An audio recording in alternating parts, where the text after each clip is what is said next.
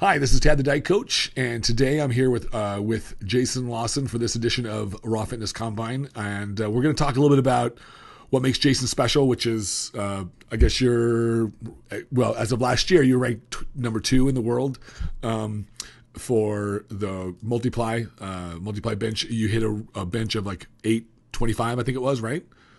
Correct. That's correct. And so that kind of makes you a resident expert on on bench press, as well as being genetically superior to me in the bench press. Tell me a little bit about what. Tell everybody that who may not know who you are. So the people who probably are involved in the sport probably know who you are, but some of us who aren't involved in the sport, tell us a little bit about your background, how you got involved in bench pressing or in powerlifting, and what drew you to the sport. I was always an athlete. I think it's funny that I bring this point up to people. I used to weigh about 155, 160. I weigh about 285 now. So my specialty used to actually, I was a basketball player, and actually went in the military. I got in the Air Force and went away for about 4 years. And the first office I was in, everybody lifted weights and everything. And so, if you lifted weights and you went to the gym, you got 2 hours for lunch. So I was game.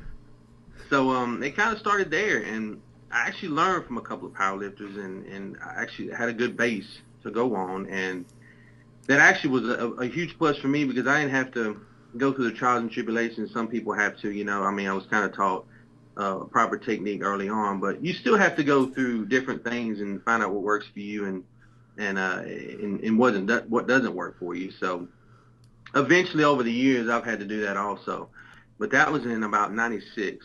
So I guess I've been lifting for about 18 years or so. And then I got home from the military, and a friend of mine, we were lifting heavy, and we kind of got in our first competition in 2005. And we both took first place, and then actually got invited to Reno, Nevada for the Wabdol World Championships. That was pretty cool. Went on a team here from Tennessee, and I didn't do so well there, but I learned. My other buddy, he did really well.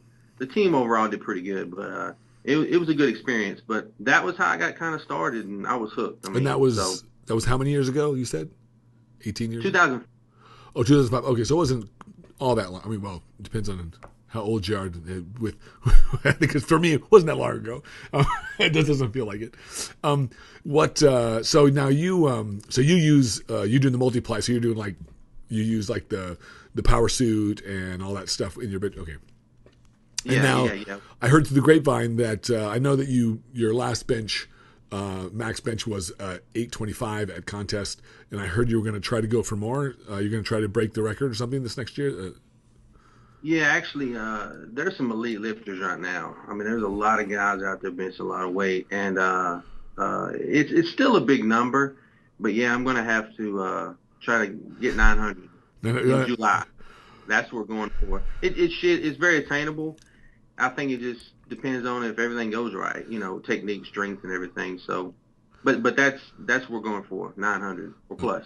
So let's talk about technique in just a second, because I think you have some good. I think you have some good tips to help people become better benchers and to alleviate some mistakes that might be common for most people who go in the gym trying to do a good bench. But tell me a little bit about what's going to change this from now until say July. In your training or in your training philosophy, or maybe even in your preparation for this next meet. What are you doing differently that you didn't do before that's going to improve from 825? Because 825 is a huge number anyways. Yeah. I think the huge thing is up to this meet, 17 weeks, I believe. So right now, I think you can appreciate this. You being a pro bodybuilder, we kind of have a bodybuilding stage in between meets where we don't necessarily take off powerlifting movements, but we do a lot more blood work, and don't put the stress on our joints and tendons as much, and give our body a rest. Okay. So we don't lock stuff. We kind of, try to be mindful of knees and elbows and wrists and stuff like that. But about 12 weeks out, 13, 12 weeks out, I'll really start loading it up. And we start about 75, 85% the first mini cycle, which is 4 weeks.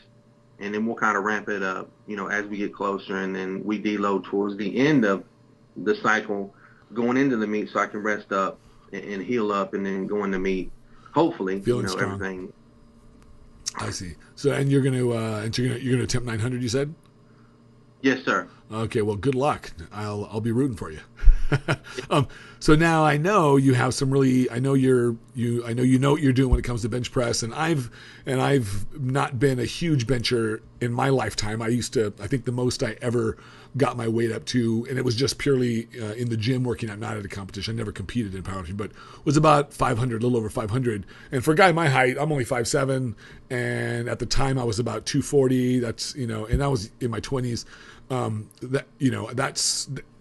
I'll tell you the reason why I stopped. I mean, I went 7 years without benching because while being a bodybuilder, I care about development more than I care about strength. You need to have strength to have a certain degree of development, but also I care more about preserving my body a bit because there's a lot. I do a lot of volume training, that kind of thing.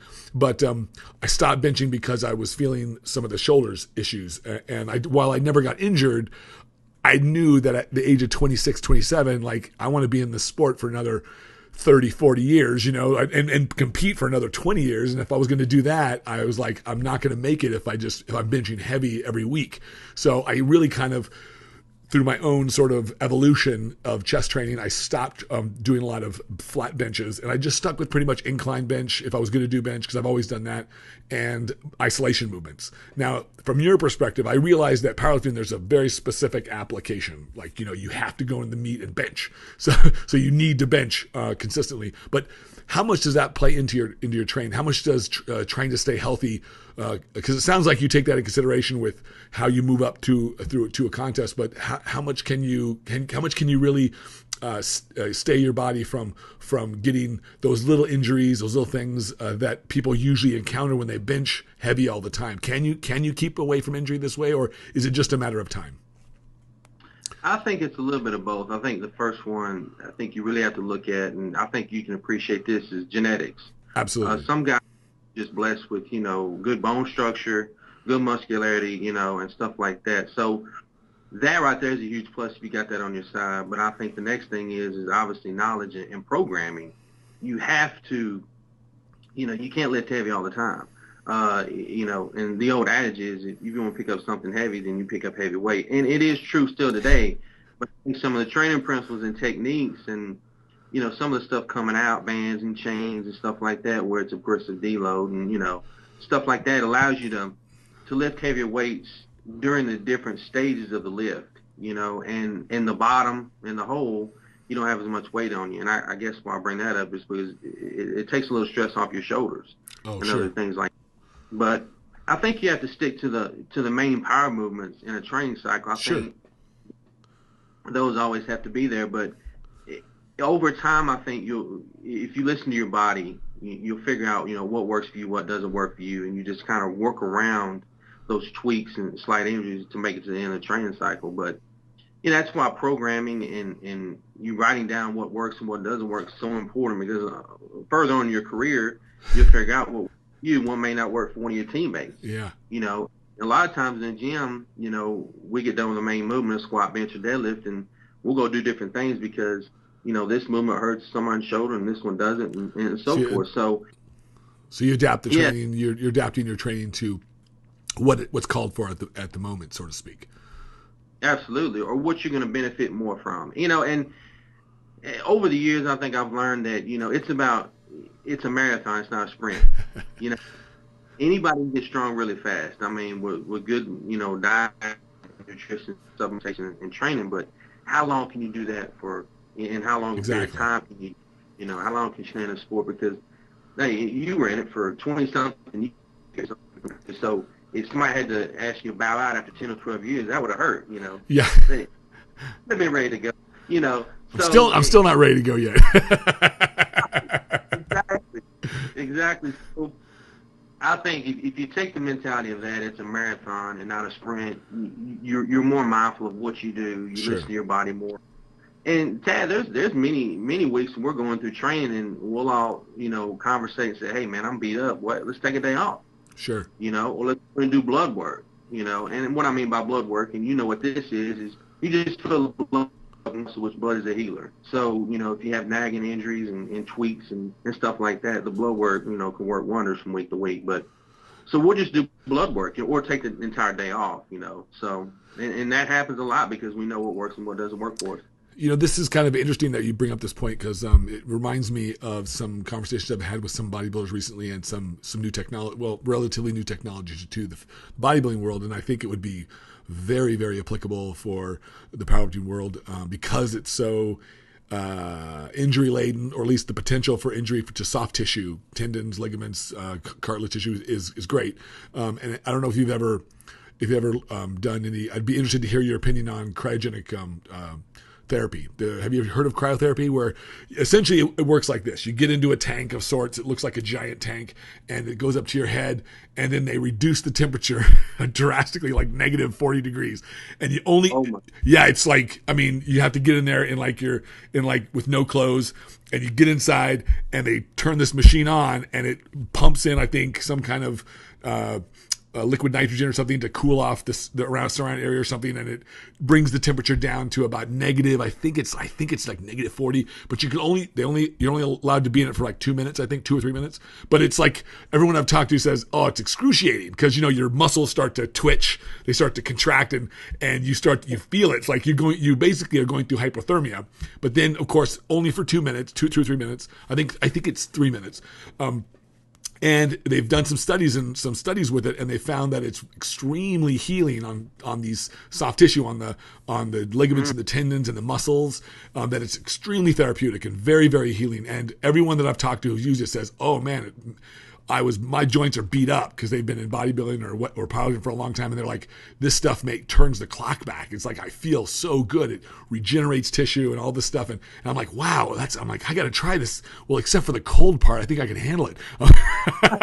But another really amazing thing is that it increases your metabolism as well. So like when you get in this thing and when you step out of it after you've been cool, if you've ever been out on a cold day and you come into your house under normal climate control conditions, you feel your heat. You feel your body has adjusted its thermostat to be able to burn more calories to heat your core up. Well, it's doing the same thing inside this machine, except to a much greater degree because you're basically in hypothermia, and you can burn an extra. And I've seen the studies on this.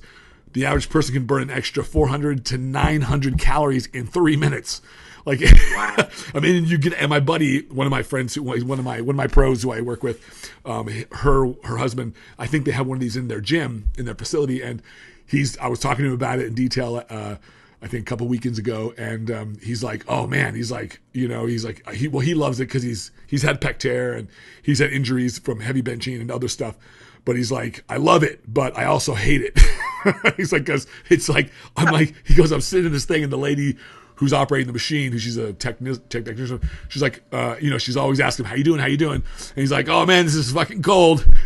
He's like, I got it. He said, I'm just counting the seconds until she could open that door and get me out because it's that cold. But he says he feels great. So I'm wondering if you ever heard of it, or if this is something that would be interesting, or if you ever heard of other guys that you know in the industry who in powerlifting that have been using it, because I think it would be so beneficial. It is new though. I've heard of it. I didn't actually know as much as you just discussed. So I learned some things from you, but it really works. But I've heard the same thing. It's something you can't imagine. Yeah. You never experienced it before. Near death experience. I've heard something. Yeah, I could barely stand to go. I have clients that are in like Chicago and something, and they tell me, and Minnesota, and this winter we've had a pretty tough winter here in the East Coast, and I'm like, well, how cold is it there? And because I'm like, it's like 7 degrees here. To me, being from California, I just moved to Pittsburgh this last year. I'm like, that's like Arctic weather to me. Well, they're like, oh, it's like negative 20 degrees. I'm like, holy fuck. I'm like, you kidding me, man? I'm like, I was like, that didn't even sound cool. Not even the least, man. He's like, nah, man, it's cold. So to willingly go into a machine that's going to reduce this temperature without any clothes on, oh man. I'm like, he did tell me one thing, and I think it's hilarious. I have to mention it. He said, he goes, I do have to warn you, man, you get some incredible shrinkage when you come out of that machine. I couldn't imagine that either. So I was like, well, okay. But I was just curious because it sounds like something that'd be really beneficial. But speaking I know you mentioned your teammates. You have you're part of a team. So tell everybody a little bit about your team, because I don't know anything about the team that you're a part of. Yeah, we got a team. The team name is Team Elite Alpha, and we train out of a buddy's gym. It's actually a personal training facility, Next Level in Hermitage, Tennessee. So, and we're just your average group of powerlifters. You know how it is. You make the sacrifice, you do all that stuff, but we're like brothers, man. I mean, we're all like family, and that's kind of the mindset we preach on the team, and we practice that. We have our tips, and we have our problems like everyone else, but we really, we spend more time around each other than we do our own families. Right. So, so we are family. So, we recently competing. They did really well in Knoxville. Cool. So the entire team actually is pretty strong, and we do pretty good in our respective weight classes. So that's great. I mean, like, I know that in the fitness industry, especially like bodybuilding, it used to be when I got started in the 80s, in the late 80s or mid 80s and early 90s, in my first years of competing. The first time I ever competed was 89. And I remember going through this, and I was in the Pacific Northwest at the time because I was going to college at OSU, Oregon State, not Ohio State, Oregon State. Beaver. I'm a beaver. I'm not a nut. I'm a beaver. But it was I remember I knew everybody. Like, I knew all the bodybuilders in the Pacific Northwest. They knew me. I was one of the top guys out there. So it was like we all knew each other. We all shared information. Nowadays, it's a little different in some of these sports. And I find, and this is, you could correct me if I'm wrong, but I've found that, like, at least in powerlifting, it's still kind of like that. Like, there's a brotherhood and there's some camaraderie that you just don't have anymore, because everybody, and I hate to say this because I love bodybuilding, I love the sport, but everyone is really shouting, me, look at me, look at me, look at me. And it's always about me, and so you miss out on some of that. I think that brotherhood, that camaraderie, that's so important when you're living a lifestyle that very few people live, and you need that kind of external support sometimes. So I'm so glad to hear that you say that, because it's like, and I've heard this echoed through other powerlifters and stuff that I've talked to, that they all kind of, most of the guys know each other, especially all the top guys, and they all kind of have this sort of friendship that I think in some ways is missing in the fitness industry. Yeah, I think you're right. I think a huge thing is even in bodybuilding. I mean, you can have the knowledge, you can have the supplements, you can have the training, you can have the gym, but you still have to perform on that day. Yeah. And then powerlifting. I mean, people share. There's not many secrets out there. Everybody's going to have a little something they may not want to let go. You just keep that edge. But still, I mean, it's kind of like an even playing field. You're like, here, man, here's my workout. Go do it yourself, and I'll see you on Saturday. And you can outlift me. It's mono, and that's what's good about it, because, there's, with Facebook and I guess more Facebook than anything with social media, guys are discussing training principles and techniques, and we're evaluating form and giving information and tips and tricks all the time on Facebook, because we know how it is. We know how it is to train out of a garage and not have the knowledge and not have the coaches and Absolutely. the teammates and the knowledge that some of us are blessed to have that have gotten from somebody else. And, it's been passed down to us, and it's our job today to pay it forward to the guys that are coming Absolutely. up, us. So I think that giving that stuff back to the powerlifters that are coming up is a huge aspect in our sport, Yeah, and I think I take the same approach with my bodybuilding, because when growing up into the sport, there weren't coaches like me out there. Like, there just weren't any. Like, this is more of a recent phenomenon in the last 10 or 15 years, where you have a proliferation of a lot of coaches who are knowledgeable. Some really knowledgeable, others not quite so much. But for the most part, you have a selection of really good coaches out there in bodybuilding and in figure, bikini, and all this stuff, that can be helpful to newcomers. And so newcomers now can really short circuit that learning curve that usually has to happen. Whereas, and I think it'll be interesting to see in the next 5 to 10 years, since now that that social media is so integrated, is such an important integral part of the process of the fitness lifestyle, powerlifting, bodybuilding, you name it, and people are exchanging, information, and they're exchanging their tips, their workouts.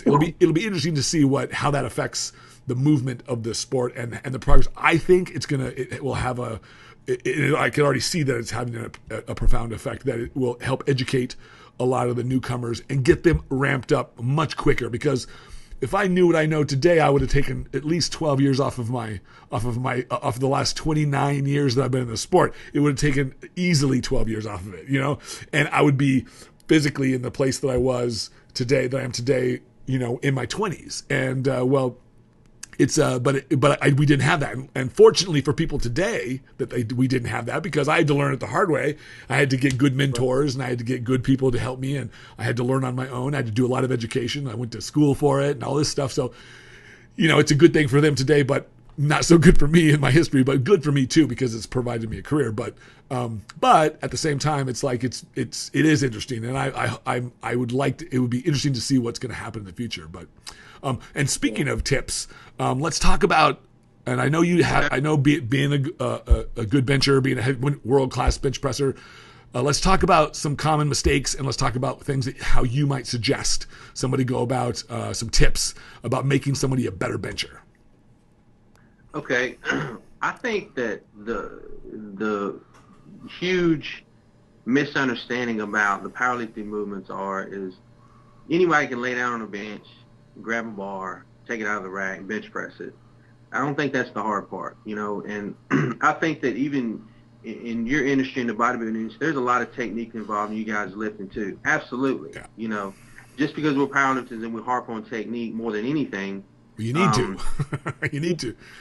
You get hurt. You're squatting 900 pounds and you twist, you blew out an ACL. And I've got a couple of buddies that recently have done that. So it's nothing to play with. That's why we harp on it so much, because, and I'm kind of getting off the subject, but you get lackadaisical in training as a spotters, as liftoff man, because everybody's doing everything so, correct. Well, a technique flaw can get somebody injured, seriously injured, or worse. I don't want to say that, but it could. Absolutely. But we just harp on technique so much that it's second nature. It's like shooting free throws in basketball. You almost close your eyes and shoot a free throw. That's what you want. You want the muscle memory. Where to go, what it feels like, and where you're supposed to end. So I think the first thing that a lot of people don't realize is how important the setup is, a proper setup. You can't lay down on the bench and grab the bar and just go to town, as far as it being a technical lift. Right. So when you say setup, that means like your position on the bench, your foot placement, your where your hands are placed on the bar, and maybe also, because I know, like in golf, I've been a golfer since I was 9 years old, although I don't play a lot, but technique is so important, obviously. And one of the things that there's always stressed by all the pros that gave me lessons was, you really want to do this the exact same way every single time. So that way, if you need to make a modification to change your technique, to improve your swing or to improve your ball placement, you're always doing it the same way, so you have a control, and then you make a small tweak, and then you can see what happens. Instead of what, like a lot of people, they just willy-nilly, it's like, well, I'm going to try to improve this, and they try to work on little aspects, but they're not really doing the whole thing the same way every time. And so I'm assuming that you really kind of want to do that in the bench press as well, because you want to ensure that if that you can isolate mistakes and you can make improvements and you can be predictable. Absolutely. I think in any sport, and I hate to say it because I'm kind of biased with powerlifting, but in any sport, you practice like you're going to perform. Absolutely. You don't take off a lift. Because what happens is you start to create bad habits, and you get used to the bad habits, and then you have to go back and fix what you messed up and then regain the good habits that you had in the beginning. So we train exactly like we're going to perform on Saturday and Sunday to powerlifting meet. Every set. There's voice commands hollered out every lift. If one guy needs to be, taught something, then we harp on that more. If another guy has a flaw in his technique on something else, we harp on that more. So it's very individualized in that sense. But we definitely harp on technique every set, every rep. So it does become muscle memory. You don't take off. So now when you talk about proper setup, I hate to beat this point, but what is the proper foot placement and setup and leg drive? What is the proper setup on a bench press? Obviously, I don't know if it changes. It's probably going to change biomechanically a little bit, just little tiny things for each person. But what is the proper setup? Uh, when you lay down on the bench, you definitely want to position your body to where if you can create an arch, you do want to get an arch. Because what that does, it takes your shoulder rotation, it takes your shoulder stress out of it completely, and you bring everything comes from lift off, bring it out far enough to get it past your shoulders so your shoulders don't have to carry that weight out, and the foot placement leg drive is very important. And there's actually two styles of benching today, which they've always been this way, but you got your feet tucked under you, and I'm sure you've seen that. Yep. Most women bench like that for the simple fact that they can create such a huge arch, which in turn, creates almost like a decline bench. Yeah, it's and like shortens it you tremendously. you get better leverage. Yeah, absolutely. And you're locked in. I mean, if you Yeah. create that arch with speed on, you lock in and actually have somebody actually maybe push your shoulders into the arch. I mean, It's kind of funny you mentioned that because I never studied the technique in that detail for powerlifting purposes. But when I was benching more heavier, like I was explaining to you earlier, I tucked my feet in. That was just natural for me to want to tuck my feet in, and I could create a good arch. But I kept, but it was important. I used to work out with a lot of powerlifters and Olympic lifters. And actually, one of my professors was the Olympic strength coach of the early 70s, Dr. Pat O'Shea. And he died several years ago, but he was a wonderful mentor. And he used to talk to us about form and technique and stuff. And I remember them always telling me, yeah, keep your ass down. Because you constantly see people create an arch, but their ass is in the air. They're like, everything pops up. It's like, well, that's not really what you want, right? Oh, you're right. I think that, and this is one of those things where you actually have to, you need good coaching. When you learn these lifts the correct way, and you want to maximize your potential and get the most weight out of a lift and prevent injury, you need good coaching. I mean, it's hard to, and whether that be online coaching, and evaluating videos and making phone calls and emailing, or you have somebody on site, going through the lift with you. I mean, they both can work. I mean, but you're right.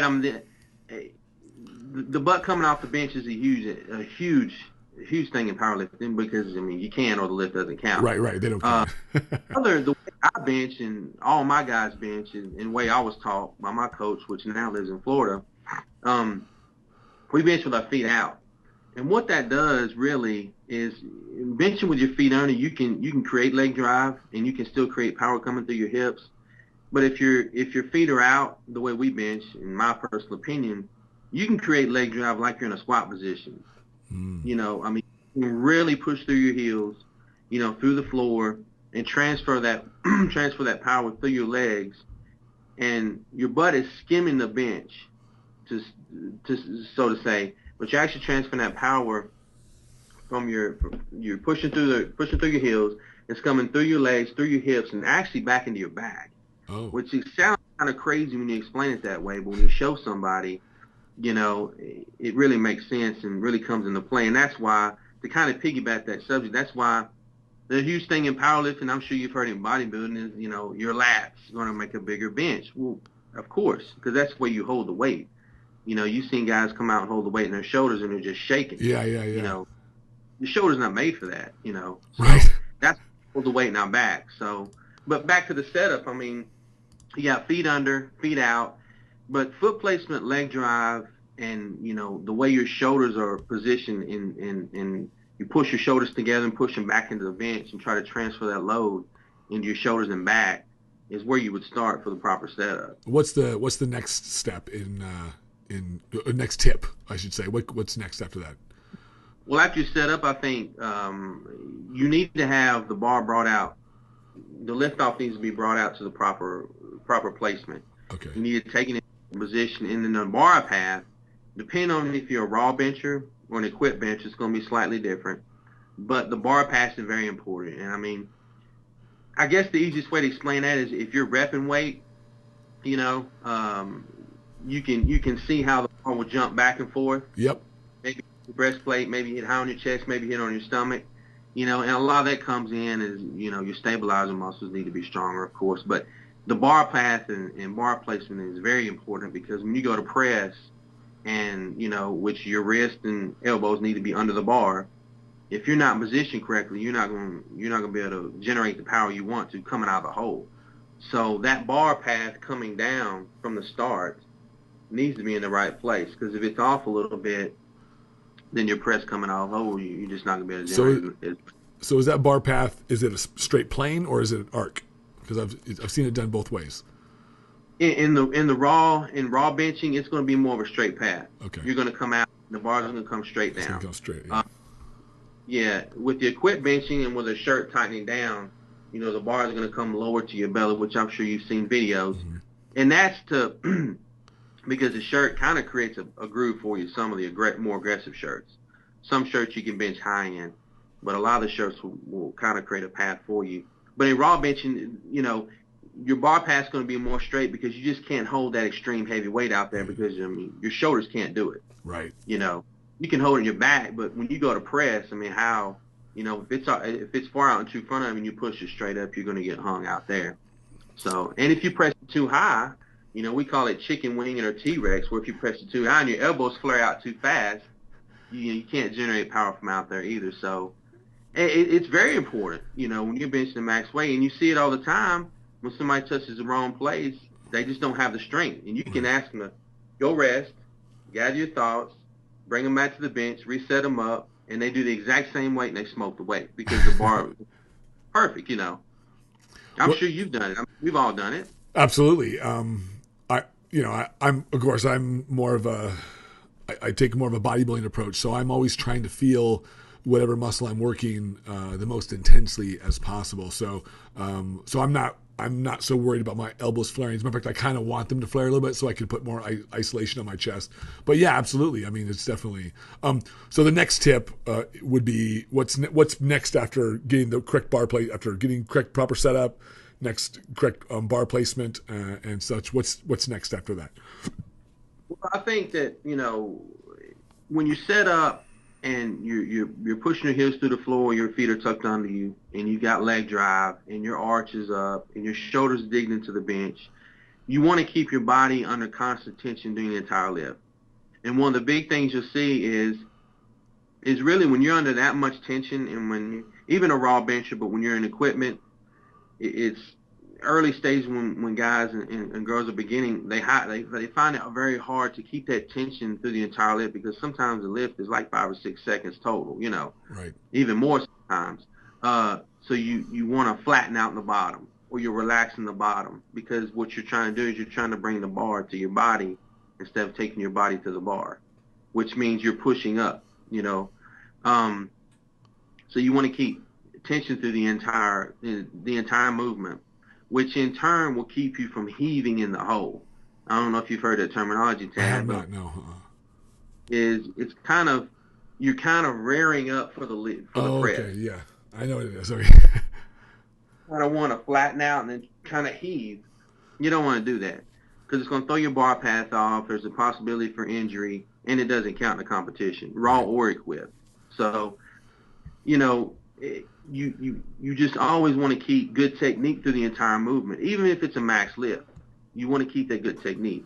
Yeah, I think I think a lot of people, when they, at least in the gym, not any powerlifters I've seen, but in the gym, guys and gals who are trying to do max 1 rep maxes or trying to do heavier weight, and you see them doing some of these things like heaving in the hole, or they're really, I can tell that what they're trying to do is get this bar from point A to point B. That's it. Right. And they're not really focused on one, feeling the muscle that they're trying to work, if they're trying to do that, but more importantly, they're not focused on really moving through the proper technique so that they can maximize the exercise and minimize the risk of injury, because eventually people like that just get hurt. Eventually. Yeah, which rolls into the next one, which will be, we've all seen this in the gym, we've probably done ourselves or in our career, but the twisting. If you don't want to heave in the hole, because it's going to throw your bar path off. And the next tip would be keep from twisting, which when the weight gets heavy, you're trying to do whatever you can to get it up. You'll kind of see a swimming motion, or one side of your body will be stronger than the other, so that side is going to dominate. And when it does, it's going to create a twist. And when you get twisted, and you're going to get hung. You're going to get hung every time. So if you just stay the technique and don't let your body twist or your hips twist, because when your hips twist, now you're pushing off one leg less than the other one. So it just throws all the mechanics off. I mean, Right. everything. It's kind of funny you mentioned that because I had a contractor in my home doing some work when I first moved here, and he was of course when he saw me, he's like, oh, he got inspired to kind of go into his garage and start lifting. He had a little Olympic set in his gym in his garage, and so he's like, and he told me this story. He's like, hey, so I went in my garage this weekend and I decided to bench. So he put on like 185 pounds or whatever. And remember, this guy is like he's an ex military veteran, and he's a nice guy. He's in early 50s and pretty decent shape. I mean, he's not like he's not working out currently, but he's not overweight or anything. He looks pretty decent. He's does labor for his work. He's a general contractor, so he thought he can go in there and just have a little workout. So he goes in there and he's like, I put on 185 pounds. He goes, I dropped that bar down to my chest and I couldn't get it off. And I'm like, he said, and I said, well, were you by yourself? He's like, yeah, I was all by myself in my garage. I'm like, well, that's like rule number one. Don't be by yourself if you've never. He's like, so he said, like, I sat there for 30 minutes with this bar on my chest, yelling for my wife who wasn't home at the time. He's like, and I'm like, well, I'm glad you got it off. Yeah, he goes. Eventually, she came. Eventually, he got it off of me. He had to weasel it, but it was just kind of funny that he had to. But stuff like that can happen. I see it happen all the time in the gym. Where people they'll have to dump a weight.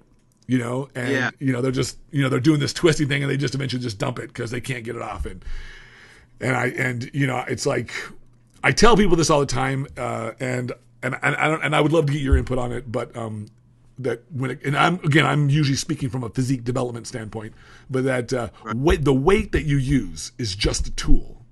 It's not the end and all means here. Now, for powerlifting, it can be the end and all means at a competition. But when it comes to training, your consistent training that you have, like don't focus so much on the weight. Focus on the action and focus on the development and what you're trying to achieve with that weight. It's like fixing a car. You want to you put the right tools in place, and the car will do exactly what you want it to do eventually. So, and I kind of feel like that's the same way. If you have proper benching technique and your workouts support the kind of activity that you're going to do, this application of, then you should be able to, without forcing the issue, which is I think what people are doing when they really load it up and they're really trying to force. And I understand the philosophy because I was in my early 20s too. That it can definitely be. There's a lot of room for error, and there's a lot of, and you don't maximize the time you have to work out, and you don't get the kind of gains that you want, the kind of progress, because you're not really utilizing the exercise properly. Because you can't go into a meet and do some of these things that we're talking about. You have to do it correctly. So if you need to work it, like you said, you have to work out exactly the way you're going to do it in the at competition. And I tell my athletes this too. I say, look, when you pose, and we'll talk about posing, because posing is very similar to technique. You want to do it correctly, otherwise you're not going to display your physique. I said the way you practice at home is going to be the way that you do it on stage. So do it correctly. And I was told this. My uncle told me this years ago when I was playing golf. He said, "You've heard the term practice makes perfect, right, Tad?" And I'm like, "Yeah." And he said, "Well, that's wrong." He said, "Practice doesn't make perfect." He goes, "But perfect practice makes perfect." So I said, "Oh, okay." He said, "Because if you're practicing the wrong way, Tad," he's like, then you're going to do it the wrong way, and that's not perfect, now is it? And I'm like, "No, it isn't. You're right." So I took that to heart, and I think that this is one of those instances where, when people do this, whether it be bench pressing or whether it be deadlifting or whether it be squatting, perfect form makes perfect in competition, right? Very well spoken. You bring up a good point, because I think that, anybody walking into a gym or getting in bodybuilding, getting in powerlifting, with just getting into it and just having your way with it and going at it. I think anybody can get to a certain point. And I think as long as you've been in business, you've seen guys get to a certain point and they need a lot of work. And then you've seen other guys get to a point you're like, wow, you got pretty far with nothing to your disposal. Right. So I'm taking on different clients in different stages, and you've had to tweak one. You've had to almost rebuild one. Right. So, anybody can get to a certain point in any sport, and you're going to get to the point to where you're not going to get any better without proper coaching or better coaching and better technique. Because, it just can't happen, because there's a reason why there are elite lifters, pro bodybuilders, pro athletes in the world, and everybody is not.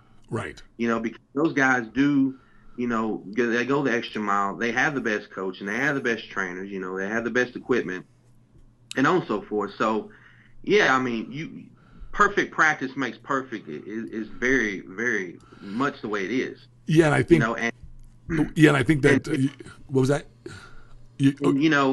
What you're saying is you have to take that mentality. I mean, you have to, because if you don't, two things happen. And this is a huge thing in powerlifting that we preach. Don't get used to failing. Right. Realize that you can't make every lift. You're gonna miss weights, but don't get used to it, because when you go to a meet and get used to it, it doesn't bother you. You have to have something driving you from attempt 1 to attempt 2 if you missed attempt 1.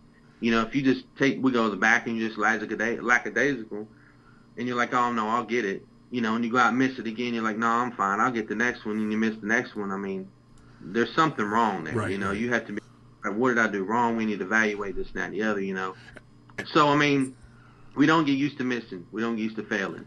But on the other hand, I mean, you have to take chances, and you have to put weight on the bar, and you have to hold it, and hopefully technique will take you through the lift. Well, and I think that's that leads. I think I know you have 7 tips, and because I've read through them, and and that kind of leads us to the last one, which you term as your mentality, which is your emotional attitude, and it sounds like this all sort of works off the same thing. For proper benching technique, is you really have to approach this lift with the right attitude and the right mentality, like being able to accept a failure, so to speak, because it's not a failure of the sport. It's not a failure of you necessarily. It's just one lift. It's like you can lose all the battles as long as you win the war. It's okay. It's not what you start with; it's what you end with. That's right. Exactly. So let's diverge for just a couple of minutes before we end our interview here, and talk a little bit about. I know you have been using the oxygen factor. Yes. And you're an oxygen factor athlete, and I use the oxygen factor, so I bring it up because I love this stuff. It's helped me immensely in my training when I prep, and also in the off season. So tell me how you use it and what kind of impact it has had on your training and on your lifts. I mean, it's definitely taken to another level. We have an aspect in our gym, and some guys may not. We train in a personal training facility, and we have roll-up doors. So let's say, for example, in the summertime, it's hot, and so the oxygen came in huge, because, I mean, you're sweating profusely, you're winded. I mean, this stuff just brings you right back, and it's something that you're not going to take a hit and feel an immediate rush. No, it's not that way. It's going to be later on your set, on into your workout, and you'll be able to do a couple extra reps, a couple extra sets and stuff like that. But, it just brings an element. We just recently did an interview, and it brings an element to your training that if you don't have it and then you acquire it, I mean, you tell the difference. There's just no way not to tell the difference if you use it properly. How do you use it? How do you use it when you train, and do you use that at meets? Yeah, we do. We definitely do. One of the huge things, and we harped on this in the interview, is preloading. I don't think people preload with oxygen the way they should, and because it's got to be running through your system. I mean, you can't just decide to hit it before you get on the platform and expect it to work. It can happen, So with this in Knoxville, my 2 guys, and I say them because they just recently lifted. I mean, we looked at the flights, and we had to figure out when they need to start preloading, and how much they need to use through the meet, and how many lifts they had and stuff like that. We planned it out. I mean, it worked perfectly. I mean, they were never winded, and my guy that did a full meet, which was squat, then benched and deadlifted, he was strong as he was at the beginning of the meet. Oh, it was incredible. He pulled 80 pounds off the floor like it was just the bar. Oh, I mean, he probably could have pulled 725 to 750. And he created the oxygen factor. I mean, it's an incredible tool in our business. How do you preload with it? Because the way I do it is before, like for instance, in a workout, I'll go before I work out, I'll do like 15 or 20 puffs of it, and then I'll use 3 or 4 in between all my sets for the first 1 or 2 exercises. So I super saturate my blood, and I feel a difference. When I don't use it, I recently ran out, and I just didn't reload my gym bag with it. I did legs the other day, and I'm like, holy crap! I'm like, this sucks. I need my oxygen. It's like, but how do you do? How do you do it? We do it about the same way. We start preloading as we're warming up, and then we do about 5 to 10 hits. We found it almost between 5 and 10 is good for us because we do the max lifts. Right. So I think we have to generate so much power, and it just takes so much out of you some days. The powerlifting movements do. So we really, we go between 5 to 10 hits for each lift. And if I'm really tired one day, I'll take a little more. Because it's definitely not gonna hurt. But that's pretty much how we do. And I definitely, if anything, I do it for my major lifts. I do it a lot through my entire workout, but I for sure do it for my major lifts and my big movements, especially on back day and leg day. So, but yeah. Well, what now? Other than the oxygen, what other kind of supplements would you recommend people to use, or do you use throughout your training, for meets, and also any other time? We actually, we use ATP Extreme too. Oh, excellent! I love this stuff. And I'm telling you what, you put those two together, and it's incredible. Yeah, there's you can't feel a difference. Yeah, that's the dynamic duo for me, man. Like, I don't work out without my ATP Extreme. I just don't. And I happen to work with the company as well, but it was really only because Craig, who started the company, he said, "Hey, you should try this. I don't know how applicable this is for bodybuilding, but you tell me, and so I tried it, and workout one, I was like, I'm sold. I'm like, this stuff is the bomb. I'm like, I love it. I'm like, well, so yeah. I definitely know that it has made an impact. So I'm glad to hear that it does for you too. What else? What other kinds of supplements do you use for your training? Like the creatine? Do you do all the creatine and all of it? Tad, I'm a huge guy on eating. Yeah, there you go. It may sound crazy, but I want to get most of my stuff from food. I do take protein shakes, and sometimes occasionally I'll take pre-workouts and, but there again, with the ATP Extreme and Oxygen Factor, you really don't need a pre-workout, but sometimes I'll take it. But, I take protein shakes and, I take creatine every now and then. I kind of change out a lot of stuff so my body doesn't get used to anything. But I just try to get most of my stuff from food. I just don't do a huge amount of supplements. I don't have this pill box. Yeah, 530 I take every day. Of course, I take my aminos and glutamine and stuff like that, which is the building blocks of powerlifting, bodybuilding. But I'm just not a huge guy on thousands of supplements. And that's why I was glad to get the Oxygen Factor and APT Extreme, because it was an instant impact. To my training, and it's a small additive if you really think about it. Yeah. And it's a big difference. So it wasn't a problem at all for me to add that in and keep it in. Well, is there anybody that you'd like to recognize or thank or give a shout out to before we end our interview? Yeah, actually, I'd like to thank Craig Inaba. He's a great guy. Yeah, Craig's good.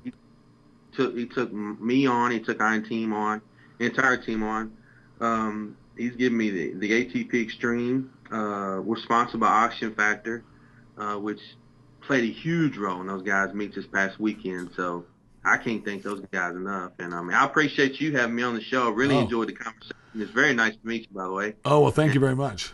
Yeah, it's been a pleasure talking to you. You're I especially like hearing it from a different perspective, from especially a different training perspective, because I'm so brainwashed in the bodybuilding genre. I've worked with powerlifters before, but for the most part, most of my expertise is in the physique development world, figure, bikini, bodybuilding, fitness, all those kinds of things. So, but powerlifting is something that strength, all the strength events and all those things I'm fascinated by, because I know when we kind of mentioned this before, I know that you need to put all the hard work in. There's no doubt about it. That it's a lifestyle. You got to put all the hard work in. But at the elite level, like, not everyone is going to bench 900 pounds. Like, I don't care how. And you mentioned it before, not in the same words, but for the most part, at that level, when you're squatting, over 1,000 pounds for like world records and things, and you're benching in these really high numbers and deadlifting these high numbers, you have to be structurally, mechanically set up to do this. And not everybody is. I am not. I'm 5'7". I'm Japanese by nature, my heritage. I'm a small boned. My everything is going to break on me. Okay. So I've had to be, in my career as a bodybuilder, I've had to be very, very, very attentive to form and technique and my training and injury prevention, because I know when I start to do, as I mentioned to you before, when I start to train heavier, like on the bench press, I was feeling things in my shoulders that I'd never felt before, and I did not like that in my 20s. And the same thing for these other things. So I love hearing this different perspective, because, and I have a deep admiration for guys like you who can go in there and who could just brutalize their bodies like this and go to these meets and put up these insane numbers, because I could never do that. It's not as easy as it looks. I mean, there's a lot of Epsom salt baths and there's a lot of ice packs during the week. To get me through the next week. So, Well, you may want to try that cryotherapy. It'll be interesting. Definitely. I hear good things about it. Yeah. Hey, I did want to mention that a lot of the stuff we went over today, I mean, here on RFC, we're actually going to come out with a series of bench videos. And we're going to put those together, and I'm going to write an article to go more in depth what we talked about today, because we kind of skimmed over a few things, but we definitely got some stuff coming, so to elaborate a lot more on what we discussed today. So that'll be a good thing too. Oh, excellent! I love the Raw Fitness Combine concept that we're doing here, and I'm so glad that you're on board to help doing some of these things. You're gonna add a tremendous amount of value. I know it. So, well, thank you very much for the time, Jason. I really appreciate it. And I see the fan going on your ceiling, so it must be better weather than I have here in Pittsburgh, in Nashville there. So you have again, thank you very much, and you have a wonderful rest of the week. And is there anybody else you want to thank before we go? I'd like to thank all the guys that have helped me get to this point. I've had a lot of coaches. I mean, to name a few, Brent Tracy, Paul Key, JB Hill. I've had a lot of guys that have taught me a lot of things that I use today, and I'm passing on to my guys and people that, that I train ask me questions. So here again, I would just like to take a minute to thank those guys that have helped me actually get to the point to where I am today, because I've learned a lot, and I've avoided a lot of pitfalls that some guys have gone through because of the people that I've known and coaches I've known and guys throughout the powerlifting world. So I just would like to give those guys a huge thank you. Good. Yeah. Well, yeah, absolutely. And you know what? I'm glad you said that, because I'm a big advocate. If you've ever seen my stuff that I put out there in the social media space, I'm a big advocate of the attitude of gratitude, that none of us are an island, that we get to the places that we get to, especially success, because of the support that we have from the people around us. And I am not defunct in that either. I owe my success to a tremendous amount of people. And so everyone that knows me knows that I give my thanks very, very, very, very openly and often, because I have a career and a lifestyle and a wonderful life because of it. And not just in my career, but also my life in general, that I've learned so much from the people that I've interacted with, my mentors, the coaches that I've had over the years as well. So I'm so glad to hear that you have such a nice, humble attitude about this, because I think that is the trademark of a true champion, is humility and gratitude. So thank you, Chad. Oh, you are so welcome. It's been a real pleasure, Jason, and I know we'll be talking again. So like I said, you have a wonderful week, and it's been great to have you on the show. This is Tad the Diet Coach with Jason Lawson. I'm going to call you Mr. Bench, so to speak. And good luck on your next meet, and I hope you hit that 900. Thank you, Tad. I'll definitely keep you updated. All right, excellent. Thanks again. This is Tad the Diet Coach for Raw Fitness Combine saying good luck and be positive. All right, bud. Hey, let me just turn this on.